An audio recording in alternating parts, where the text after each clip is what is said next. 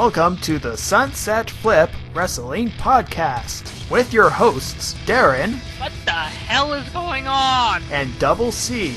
I don't know. Covering 5 hours of WWE programming. You think this shit would get stale after a while, but apparently not. Got a really big show today. Yes, you can follow us at Dash182 and at Sunset Flip on the Twitters. On the tweeters? On the Tweeters. Interesting. Never thought about calling it the tweeters. Yes, because we're old school like that. We gotta talk in the old-timely fashion. Well, like the YouTubes and your Facebooks and all what should have you. Yes, and the robots. The robots. The robots. Mm-hmm. Yeah. Okay. So yeah, really big show today, because it's the first show of the year. Happy New Year, everybody. Happy New Year once again. We're finally into 2013 stuff. Yay. Yay. And once again, we have a Smackdown and we have a Raw to take care of. And this... Go ahead. Well, we have a really big Raw because this was pretty much a pay-per-view. Oh, yeah. Yeah. All the Raws from this point forward are going to be big. Of course, it's moving on downward. Right. We're hitting WrestleMania sooner or later, so we gotta wind up that clock. Uh-huh. And Smackdowns are going to get more entertaining, which I know seems difficult, but Also, the football season is coming to an end, so right. So we have that might help as well. Right. So SmackDown from the 4th of January. The show starts off with Randy Orton. He says he wants to be World Heavyweight Champion again. And he's entering in the Royal Rumble. Yay? Yeah. And then Sheamus interrupts him. He says the exact same thing. But just with a lot of fellas. Yes. A lot of fellas and all that stuff. 30 fellas to be exact, because there's 30 participants this year. Oh, snap. See? Aha! I see what you did there. Yeah. And then the Big Show comes out. He says, it doesn't matter who's going to win the Royal Rumble, he's going to punch them. Oh, you mean like Kofi Kingston on Raw? Oh, yeah. More on that later. And then Antonio Cesaro comes in, and he calls people fat. On that stage? Yes. Right in front of Big Show. And to be fair, Big Show's not... There may be a little bit of fat on the Big Show, but he's pure a lot of that's just pure muscle. Big Show pretty much stares down Cesaro at that comment. Also, it's kind of hard to make fun of fat people when everybody in that ring has 6 packs. It looks like something that comes out of an American Eagle. Yeah, okay. Now, most people would kill for bodies like that. Right. So, we all know what's coming. Booker T, he makes a tag team match. Yay! Yay! Holla. Holla at your brother. Okay, so first of all, first match of the night, we have The Miz versus Heath Slater. Sweet. Now, in this match, 3MB did some little distraction things, and then the ref sees it, and then ejects them.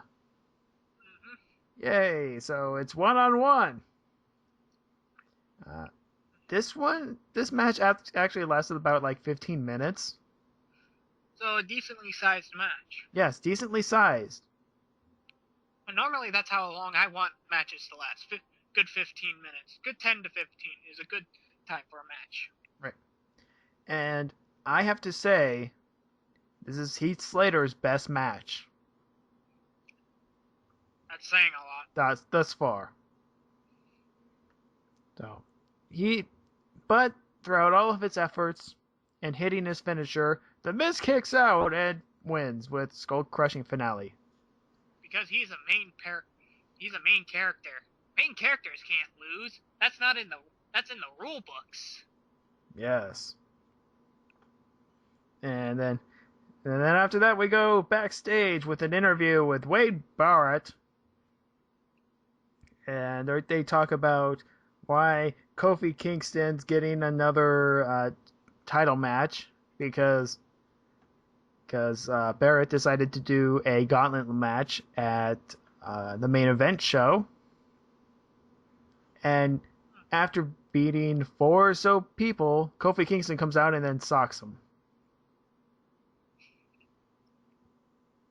Yeah. Well, if he goes down as fast as he did in the Big Show match. More on that later. Yes, more on that. See, now we're hooking it. I'm sorry, I can't get over that. It's becoming a ribbon now. It's almost as silly as the 18 seconds. See. Not as silly because it wasn't on a WrestleMania pay-per-view. Mm-hmm. Yeah, this is a ribbon, meaning we do the thing multiple times. It's called foreshadowing. Sort of, yeah. Radio. Anyways. Next we have the Great Khali and Hornswoggle and Natalya versus Primo Epico and Rosa Mendez. Oh, Natalya. How far the mighty have fallen. The best part of this match was when Natalya was jumping up and down. I think that's the best part of every match featuring Natalya. Yes. I know, it's horrible to say that, but... So, he's trying to force his way through this. It's so cute. Khali pretty much goes, ah, and then beats everyone. Who cares? Even JBL calls this match crap. I'm completely serious. In the next match, during the championship match, which we're going to get to, he recalls the Khali match and he calls it crap. He's not wrong. I know. Once again, we're siding with the heel guys. What the hell? Then again, this year, if I've learned anything, WWE is accident prone to people who think. I.e. that if you think, you're a bad guy.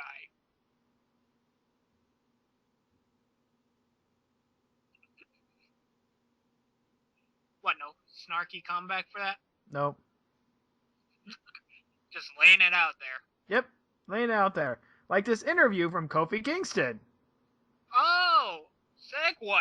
Yes, Nice. out of nowhere.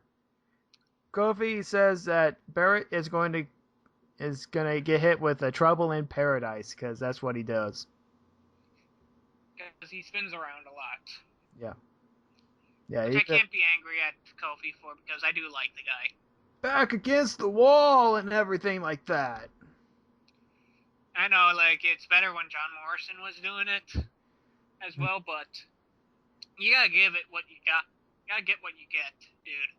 John Morrison just quit the fuck out of WWE, so all we have left is Kofi Kingston. Mm-hmm. And I don't even know what the hell happened to Evan Bourne. He's coming back from injury soon. He's almost there. Just like Christian. I was gonna say, like Rey Mysterio taking off a year? No, it's actually more like Mark Henry and Christian and those guys who are supposed to be back soon. No wonder the roster felt a little light this year. A lot of people have been out. Yeah. And, okay, so here we go. The championship match. Wade Barrett versus Kofi Kingston for the Intercontinental Championship. And this was a pretty good match. I'll admit that. There's some high flying, some ground and pound, and all that good stuff. And the finish goes like this. Everyone's exhausted. Kofi Kingston gets up on the top rope. tries to do like a axe handle or something, and then elbow to the face. Lays out Kofi Kingston, and Wade Barrett wins cleanly. That's sometimes it's just refreshing to see a bad guy win cleanly. Yeah. In this modern age, they love to do that. The heel cheats. Do the Eddie Guerrero lie, cheat, and sneak angle, but it's always decent to actually see like a good match where the bad guy does come out because he is just a bit better. Mm-hmm. So that feud has pretty much closed its doors, as we'll see later. As we'll see later in Raw. Up next, we have Layla and Tamina in a match. Should I be excited for this one, or is it as bad as Raw's match? I think it was okay for a Divas match, so take that as you will. I'd still go to the bathroom over it, is what he's saying. Okay. So basically what happens in this match is that Layla tries to do her springboard rope trick thing. The springboard lion salt? Springboard crossbody, where she goes from rope to rope. Oh, yeah, I know what you're talking about. She calls that the LOL, not joking. Well, I have a name for her. It's BITCH, but nobody likes that. Anyways, that move gets countered, and then Superfly Splash. Why? Because she's the daughter of Superfly Snuka. Yes. Now we have the main event. The Big Show and Antonio Cesaro versus Randy Orton and Sheamus. Okay. I just thought of this quickly. Yeah. They seem to love to pair up the heels to the good guys a lot in these main events. Yeah, they do. And What the hell is that about? I don't know. Well, they've really been doing that for a very long time. I know it's for a long time, but it seems more recently they've been doing it more often. I guess. I don't know. Anyways, so this was one of those yeah. One up, but like there's a green mushroom in the middle of the ring? No. One-upsmanship. There we go. Oh, showing off. Yes, showing off. They pulled a Dolph Ziggler. Because Randy Orton and Sheamus are both in the Royal Rumble, and they want to show that they're the better person. So here we go. Bro kick to Show. Almost bro kick to Cesaro, but because Randy Orton RKO'd him instead. And Sheamus is all like, what? I was going to do it. And then Randy Orton's like... with Randy Orton. He has sneak attack powers. He's a rogue. And then Randy Orton's like... Attack RKO. You should have done that earlier. So... Yeah. Piss on that. Yeah, so Sheamus picks up the victory on that one. So, woo! At SmackDown. And that was SmackDown. Final thoughts on it? Final thoughts. Because it was SmackDown. I'm actually interested in the next SmackDown. More on that later. Well, to be fair, it's coming back to that time of year where they have to step up their A game. Because, football season is ending. They're on the road to WrestleMania. Yeah. So we pretty much need to promote. We got to put out our A game in this time of year. Mm-hmm. We are past the slump era, is what I'm saying. We're past that little part of the year where it feels like just padding. And we're moving on to bigger and better stuff. Right. Hopefully with less Shield. Okay, so the show starts out with the Monday Night Raw. First Raw of the year, yay! And it starts out with John Cena. At this point, I'm not caring because, well, I expect every show to just start with John Cena at this day and age. He goes over the TLC match tonight, and he also goes over the Royal Rumble match, how he's going to win it. All that stuff. And then Dolph Ziggler, he comes out, is like, and says something. I forget. It pretty much is just a giant dick waving contest between the two of them. Actually, it is, because AJ insults John Cena's manhood. Well, seeing as how much steroids he uses, his penis would be rather small. And then John Cena then makes a wave for the penis joke. Because he is the master of the penis joke.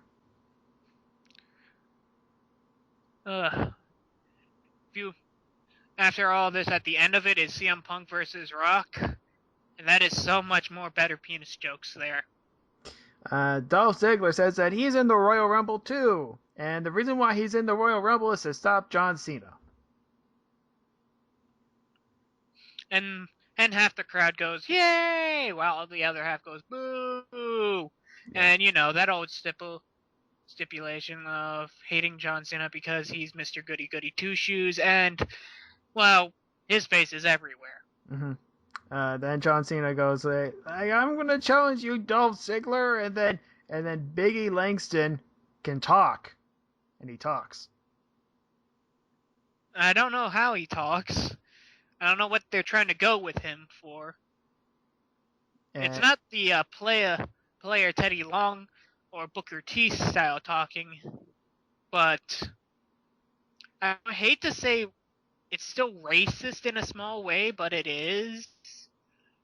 I mean, it's not like Mark Henry, who's just like, you can't, just the fact that, well, Mark Henry is just black and nobody acknowledges it by this point.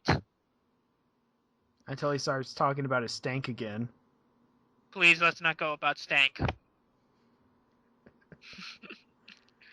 Oh, God.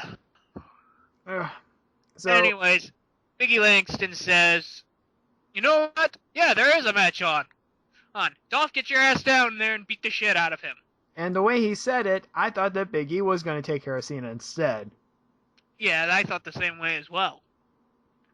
And then first match of the night, John Cena versus Dolph Ziggler. Okay. This was a decent match. Yeah, it was. This was entertaining to me. Yeah. There was a Big E and AJ. Big E AJ. You master of wit, you. Yes, interfere for a little bit and then get ejected, just like on SmackDown. Wow, okay. Clever. I never saw that before. And then we also get to see a ref bump. It's been a while. It's been a while since I've seen a ref bump as well. It's actually kind of refreshing. Mm-hmm. Let's see. Then Big E comes out from the back and he attacks, and then he leaves, and then they try to get the pin, but John Cena is the last son of Krypton. Yeah. Doesn't work. Attitude adjustment. John Cena wins. Attitude adjustment. Like, I don't know what. It was weird about the attitude adjustment. It looked like he was more throwing Dolph Ziggler off his back than anything. Yeah. He got a little bit more air on this one than normal. Yeah, it was more like the ones that he used to do back in, like, when he first started, where he pretty much just threw people. He didn't actually, like, slam people. Yeah, one of those. Here's one more note. He lost a shoe. Yeah, I'm glad somebody else, I think, saw that. Then he threw the shoe out to a fan.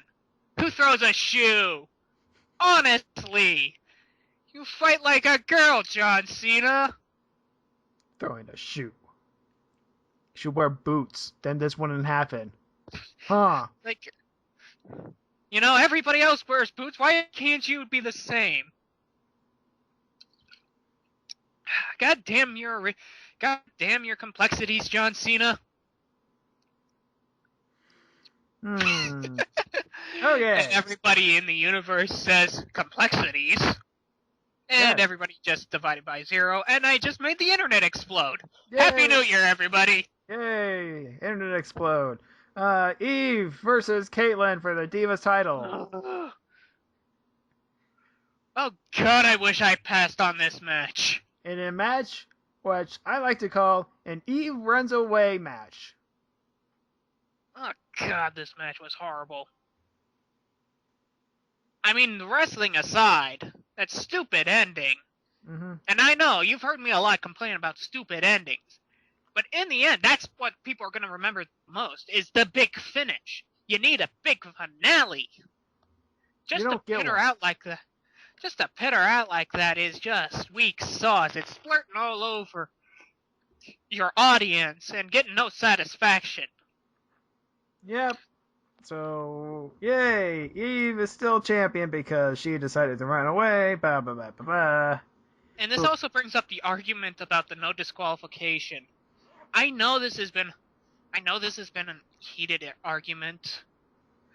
But honestly, I'm starting to feel like, yeah, most of the people who just want to keep the championship are willing to allow themselves to get disqualified. I honestly think they should reprimand the rules where you're not allowed to leave.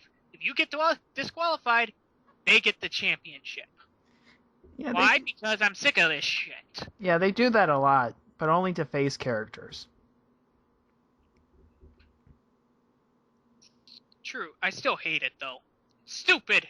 It's stupid and it should die in a shallow grave. Okay, next up, we go backstage with Santino and Ricky Steamboat, and then Wade Barrett shows up. This line just pissed me off to no end. Which one? The old man blowing smoke? What? No, the has-been line. Well, has-been to Ricky Steamboat. Has-been. Has-been? Excuse me for pointing out the match 6 years ago where he just came back from an announcement of a retirement and matched off with Chris Jericho, who was in his prime at that point. That was not. Ricky Steamboat is not a has-been. He is not.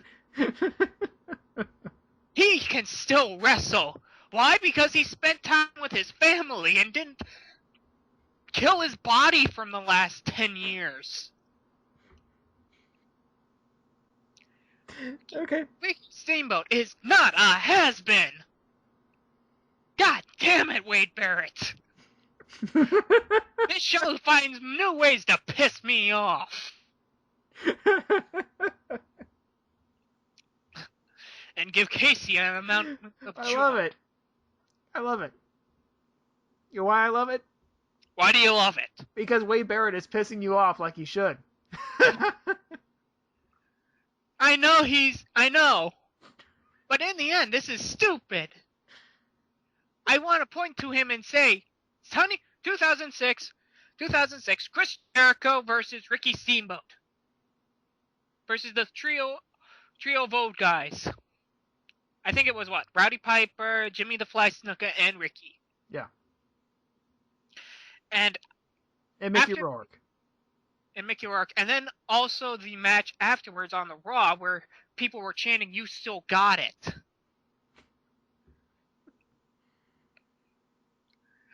You know, consistency. It's hard to call somebody who is a has-been. Who is not a has-been.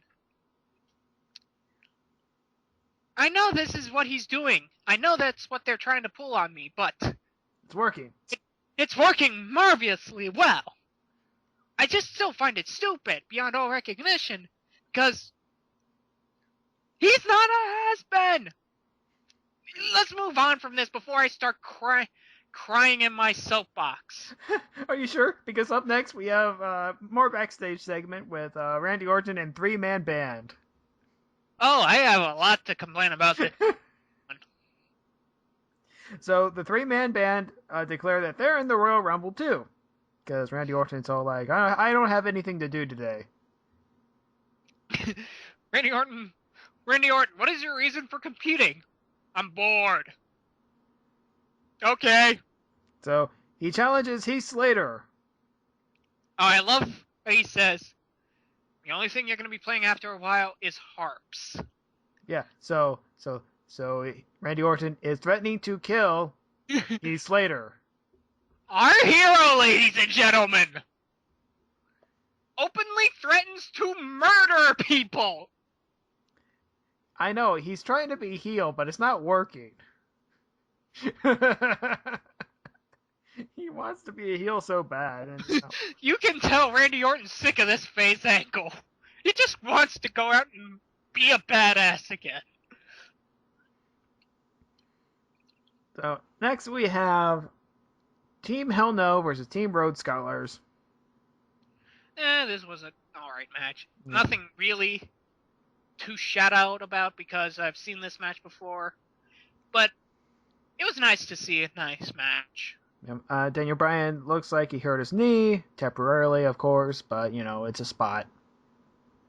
Spotting whatever you do. Mm-hmm. And they the Rhodes Scholars pick up a win and are probably number one contenders. Well, you gotta argue one point though. At least Daniel Bryan is selling on the same leg. I forget who did it a while back. I want to blame John Cena, who switched legs on which leg hurted. Oh, hurted. Yeah, that was John Cena. Yeah, at least with Daniel Bryan, there's some consistency. Mm-hmm. And of course, the Goldberg one. I try to forget about Goldberg. Not because of he was a bad wrestler. He was an alright wrestler. It just he made so many mistakes. Brock Lesnar and that Goldberg match is... Well, that one didn't happen. That was that. Yeah, that was that. Okay, so where are we? Oh yeah, we're at Randy Orton versus Heath Slater. This didn't last too long. No, this didn't. Pretty much Randy Orton just killed everybody. Yep. Everyone gets an RKO. He's like Oprah, you get an RKO, and you get an RKO, and you get an RKO as well. Just distributing all the RKOs out to everybody. Mm-hmm. I'm half tempted to wonder if Randy Orton just wants to go out and just start RKOing the audience. He would if he could. If he could get away with it, he would do it. Alright, and then next we have another match. Fifth match of the night, Santino versus Wade Barrett. And Dragon Steamboat is at ringside and does nothing. What a waste of talent. Yep. Just what a waste. Yes, I'm a huge Ricky the Dragon Steamboat fan. What of it? Yeah. Barrett throws an elbow and down goes Santino. Like a sack of potatoes. Yeah. Okay, next up. We go backstage with Sheamus and the three-man band. I wonder what's going to happen this time. I forget. He faces off against Jinder Mahal, right? Right. Sheamus pretty much says, if you can survive the bro kick, you'll sing with me. They're like, okay, whatever. Start singing "Oh Danny Boy." Yeah. Which I want to remind people, "Oh Danny Boy" is about a guy dying. But he's Irish. It's one of the most depressing songs I have ever heard in my life. Even if it is an Irish tune, it's about a dude dying in somebody's arms. But it's Irish. Just because it's Irish doesn't make it any better. So once again, our heroes are outright saying they will murder people. Next up, we have Antonio Cesaro versus the Great Khali. I had to switch over to TVs because of this one. To be fair, I honestly didn't think I missed much. Okay. This was basically a replay of the main event match from, I think, last week. when the title was on the line. But the title wasn't on the line this time. And it was a pretty standard Kali, I'm going to slap you and punch you and all that stuff. But there's a lot of slapping. Yeah, there's a lot of slapping involved. But Antonio You Cesaro... can't wrestle much forever, but he'll slap the shit out of you. He does his uppercut. He goes off the rope and uppercuts. So I do have to admit that watching that, I think it was like he did a springboard European uppercut. Oh, yeah, that's the one. That was pretty awesome. Yeah, he does that all the time. That was pretty awesome to always see. That's pretty awesome to see. And then he hits the neutralizer on Kali. Which, to be fair, I do have to admit, is quite the task. That's 420 pounds. He's probably in the back with some hemorrhoid medicine at that point. Maybe, but Good Lord, that was a mistake! That's 420 pounds deadlifting. So fucker can lift a bastard. That's pure power. So Cesaro wins. Everyone cheers except for... Say what you will about our superstars. They can fucking lift dead weight like nobody's business. Mm-hmm. Next, we go backstage with Paul Heyman and Brad Maddox. And Heyman goes, I want you to go away. Anybody who's seen this angle knows what's going on. It's pretty much going to be a giant blackmailing angle. Yeah, probably. To get a contract. Oh, it writes itself. Haha, we are so clever. Like, it's not like I've seen this a million times. We should have another... Somebody's been watching Les Miserables, I'm guessing. Ooh, I got an idea. How about we have a contract on a pole match where we have Brad Maddox versus Eugene again? Come here. What? What? Casey. Ow! Stop it!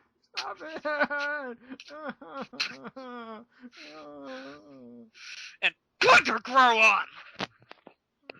You're mean. Ow! I hurt my hands doing that! Maybe you should stop slapping my head. Okay, moving on! Next up, we have Sheamus versus Jinder Mahal. And, it turns out like the Randy Orton match. Yeah, except for this one, they play grab ass for a while.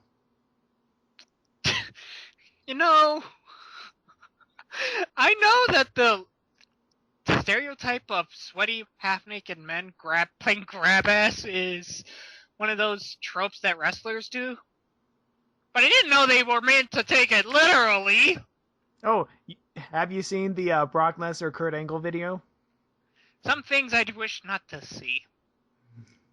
For those of you who don't know, during dark matches, Kurt Angle and Brock Lesnar would literally play grab ass with each other. And then Brock would smooch, full on kiss Kurt Angle on the lips for about like 5 or so seconds. There's a reason why they're dark matches. You would have never been able to live that down if somebody broadcasted that. Mm-hmm. Okay, so then Bro kicks everyone. Yay! He'd become the new Orlando Johnson. Oh, God.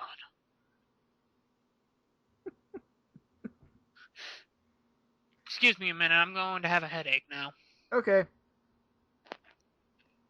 A little bit of news here. Looks like Elijah Burke has been released from his TNA contract, so... Thank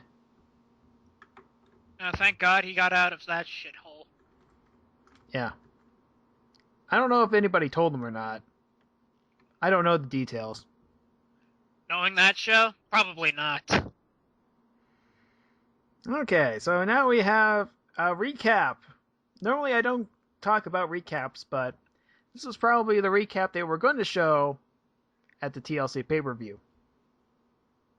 Oh, the whole recap of CM Punk and Ryback. Mm-hmm. Okay, you go into it. Yeah. So it's like, oh, Survivor Series and Hell in a Cell, and then it's the general recap that they show at the pay-per-view before the match. I just found it interesting that they showed it on Raw.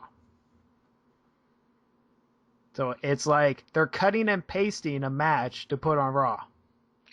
Yeah, that's pretty much what that TLC match was. It was a cut and paste copy of the match that should have happened on TLC. Mm-hmm. So here we go. 8th match of the night: CM Punk versus Ryback.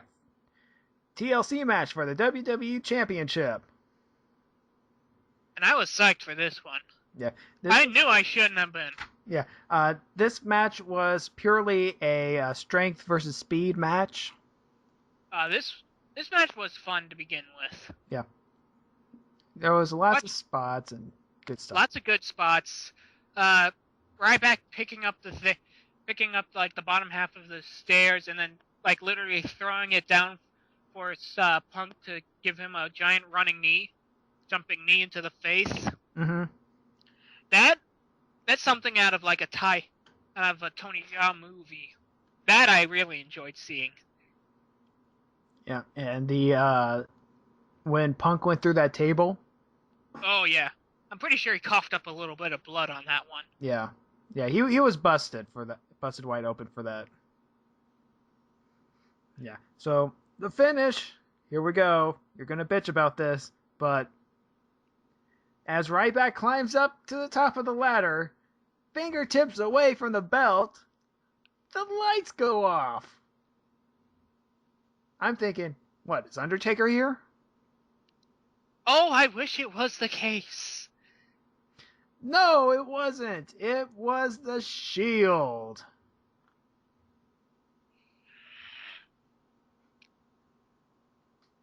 I knew this was gonna happen. Yeah. I was hoping that they didn't. I thought it would. I honestly do hate the angle that they're working on this. This is literally the epitome of trying to make your cake and eat it too. I like cake. I do too, but they're trying so hard to push Ryback as this unstoppable being. So they put him in the WWE Championship. Stupid mistake number one. We've already have a long-term goal with the WWE Championship and CM Punk with The Rock. Right now, if Ryback gets involved, you're just filling it out, and we all know that it's not going to happen. Stupid remark number two. The whole interference stuff. You know, I've said this before, and I'll say it again. People watch pay-per-views to get full matches. They don't like it when it ends on a disqualification. They don't like it when it ends with an interference. We want to see the match in full. We want to see the two go through everything. We don't want to see any interruptions, or if so, it's going to be minuscule to the whole thing whatsoever.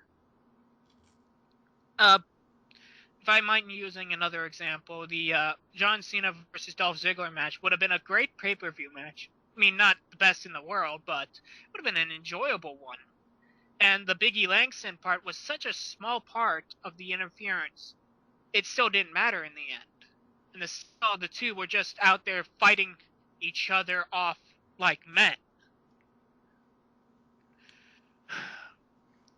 But to end a show with a cheap, stupid interference by a stable that I'm glad that they're getting work and they actually are moving up on the scale of ladders. You know, God bless the three guys. You know, they're trying to do their best. I know that. I just hate this staple. I hate staples, period. Because all they do is interfere and beat up people. The three-man band is getting away with it because they've stopped doing that. They've actually just become a comedic trio. Which, to be fair, that's actually the best way you could do that angle. Now, we're supposed to take these guys seriously. It's hard to take a guy seriously when it's a 3-on-1 douchebags thing. And we're supposed to take Ryback seriously because the only way he can get defeated is because of 3 guys. And the only way CM Punk is winning is because of interference. I know they're going for that angle.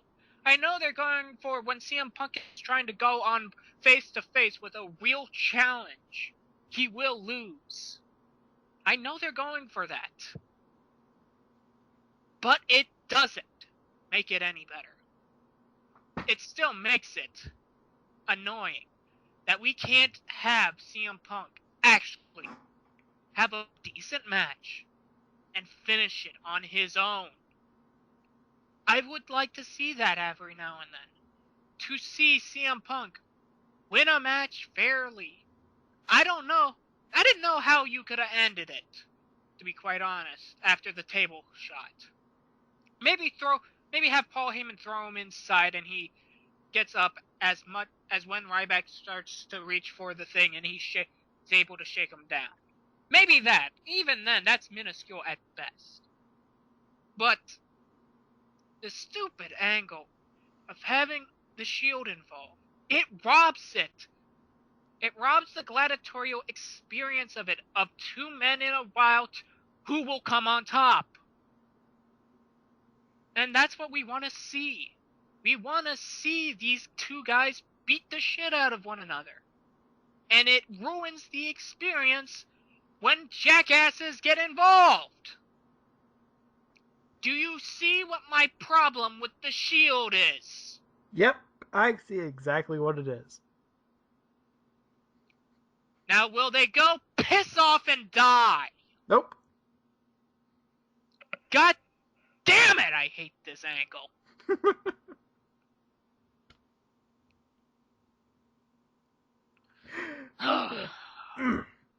Okay. Regain composure time. You finish up on what's next. I'm gonna drink my soda. Okay, so we go backstage after a commercial break. Punk is mad about The Rock because he's gonna come out pretty soon, and he says, "Oh, well, I'm gonna come out first, and I'm gonna land a pipe bomb, and it's gonna be a real one." Yeah, but first, we go backstage with Team Hell No. They argue about who lost or whose fault it is. And then Vicky pops up out of nowhere, of course, and says, next week they're going to have their 4-month reevaluation with Dr. Shelby. And then they both argue about if Dr. Shelby is a monster or something else. I don't remember. It doesn't really matter. A monster or a geek, and they did the Bugs Bunny Daffy Duck switcheroo. Yeah. At this point, we're just admitting that they're Looney Tunes. Mm-hmm. And now, in your main event match of the night... we have a promo. No, we don't. Oh yeah. This main event, to forget this. This is the main event match. Kofi Kingston versus The Big Show. Kofi launches at The Big Show. With fire in his eyes, purity in his heart, the strength of 1,000 men. Big Show just lands a WMB and the match is over. Yep. Well, so much for that. Your main event, guys.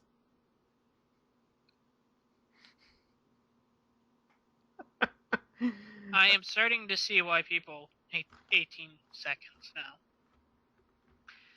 Thank God we did not pay this, or I would be pissed off beyond all recognition. Mm-hmm. But honestly, this was just to kill time before the promo. Right. Now the promo. Promo time. Promo time. So CM Punk starts out. Starts talking about honesty. And how how his pipe bombs after he won the title weren't necessarily pipe bombs, but he's about to do a real one. Things get real for a second. He talks about how he manipulated the crowd when he won the title. And how he's such a bad guy, and there's this glass ceiling, and it's all about popularity, which is true. And he's pretty much, I would like to say he's shooting, but I've seen shooting. He's doing what I'd like to call semi-shooting. Mm-hmm. He's doing it in a way that he's still in character, but he's talking about the business. Yeah. And he talks about Daniel Bryan, how he's forced to have a smile on his face, even though he's probably one of the more dangerous people out there. Or he talks about how Tyson Kidd doesn't get shit, while little Jimmy, an imaginary little kid, gets more time than him. Or Brodus Clay, who is a monster, has to dance to get noticed. He's not wrong in this respect. Right. If we're being all honest, he's not wrong. Right. But, and I'm going to go off collar here with a little bit, the whole kayfabe thing is that that in the end, this is a show and this is a popularity thing. And yes, it does suck that, we have to do silly things sometimes. We have to work weird angles. It sucks that we can't all get promoted. Right. And the douchebag, who everybody just seems to love, comes out on top. It is sad. But in the end, that's the business. Yeah. I mean, how CM Punk puts it is that this may be the business, but I reject it. Mm-hmm. He is going full blown. In this promo, Punk is pretty much going full blown rebel. Right. And he mentions Hulk Hogan, how he only had to work Madison Square Garden once a month, and 1 year of Punk is like 30 to him. Which, incidentally, Hulk Hogan responds to this via Twitter, the tweeter, and how he's actually he's liking Punk at this point. Anyways. Of course he would like Punk. He loves those shooting. Yeah, gotta be shooting.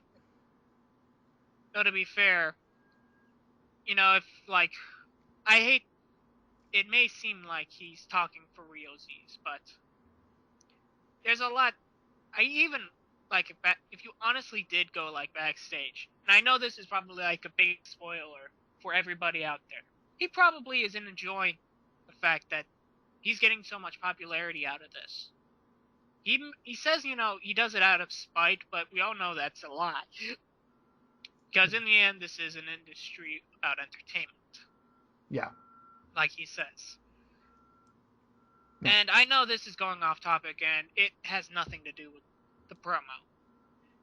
But, well, it does with a little bit that I just want the audience to understand that if you honestly think that Punk is telling the 100% truth, that he's shooting, you are so full of shit.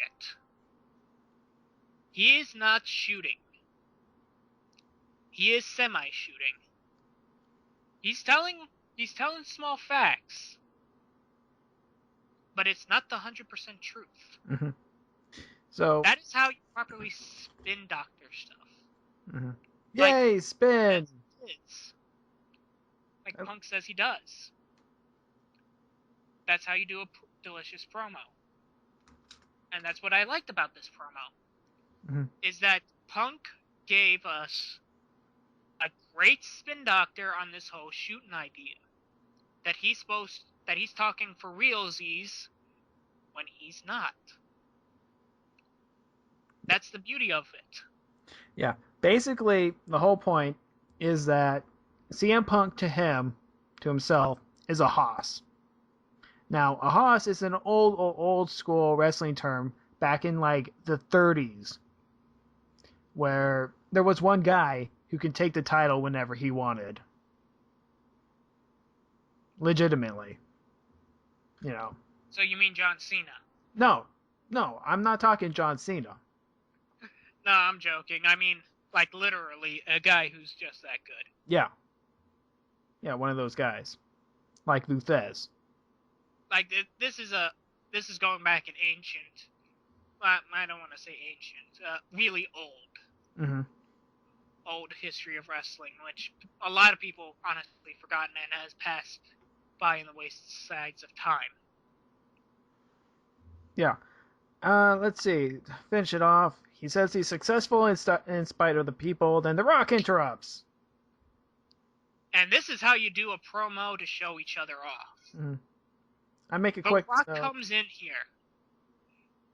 I'm sorry. I gotta say. I make a quick note. I said this is like two different worlds colliding. It is two. It is. Well, the difference.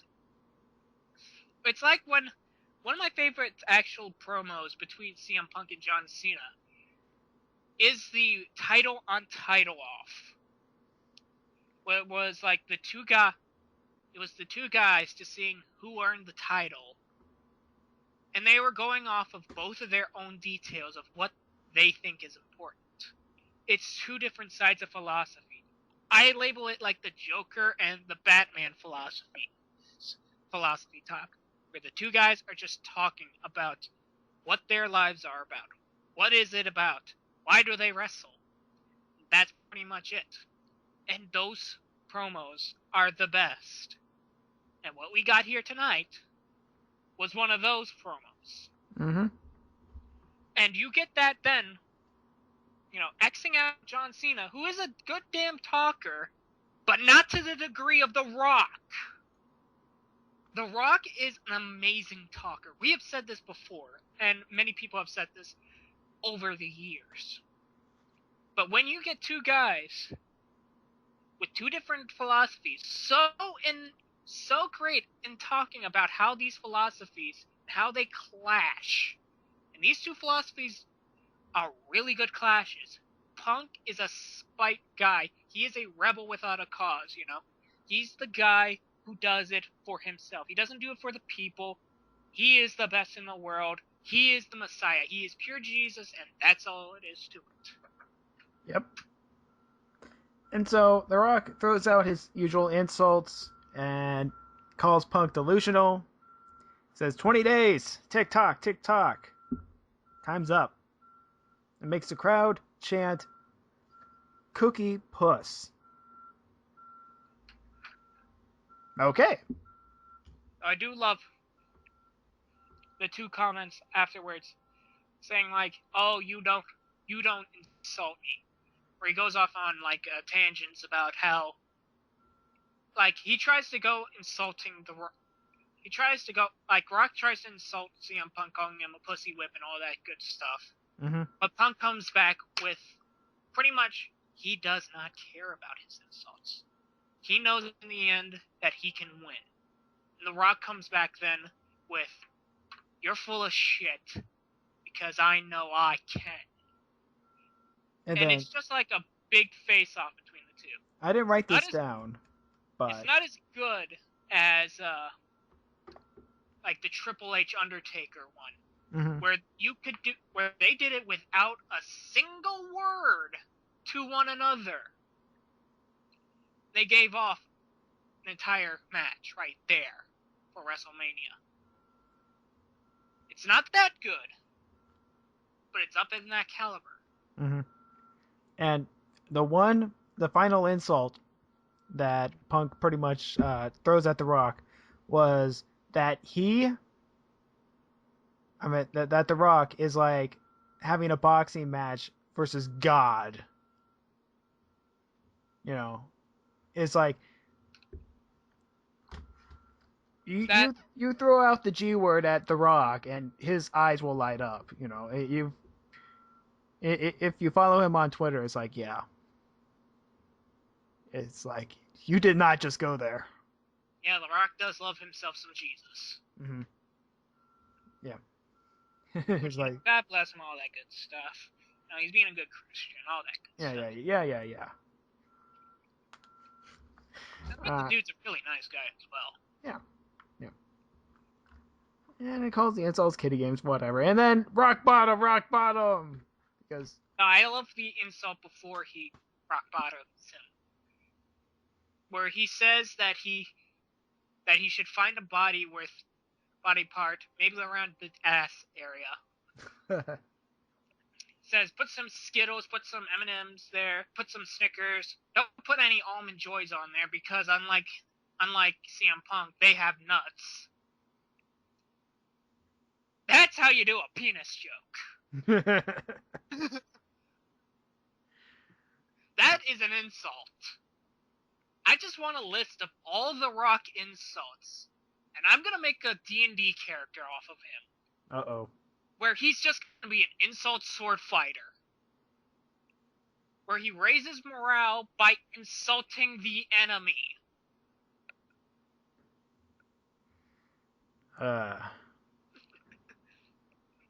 Yeah. So, we have the rock bottom. We have the match at the Royal Rumble. It will be CM Punk versus The Rock. And I'm actually psyched to see this. Yes. If they do it right, this should be a great match. Yep. And The Rock is having so many appearances this time around. It's crazy. I mean, this isn't just Raw. He's doing SmackDown. So he's probably going to be back temporarily, like doing a Chris Jericho. Like a temporary comeback and then, fucking off to do his next project. Yeah. Yeah, he's going to be on SmackDown this week. So we might actually see Rock actually get into some altercations. Not like a major wrestling match, but some matches, maybe. A tag match. Something like that, yeah, that could work. But, time will tell. Time will tell, and hopefully this will be an enjoyable pay-per-view. Yeah, because yes, it looks like, of course, the Rock Punk match, the Royal Rumble match, well, it looks to be a Alberto Del Rio Big Show match, and probably a Divas match. Well, who gives a fuck about the Divas? Yeah, well, Oh, and also Team Hell No versus Rhodes Scholars. Right. The tag team. Right. So, that's a pretty stacked card as it is. That is actually a very good card. Yeah, for Royal Rumble, yeah, that's a stacked card. You got your Royal Rumble matches, which will help out with the small guys. Mm-hmm. You got your big matches, and then you got a grand match like The Rock versus CM Punk over a WWE Championship. It should be really good, and we shall see about the build-up to the match, to the pay-per-view. Road to WrestleMania has begun. It's just starting, and we're already excited. You see, this is why I love this time of year. Yep. And we will catch you next time on the Sunset Flip Wrestling Podcast. Good night, everybody.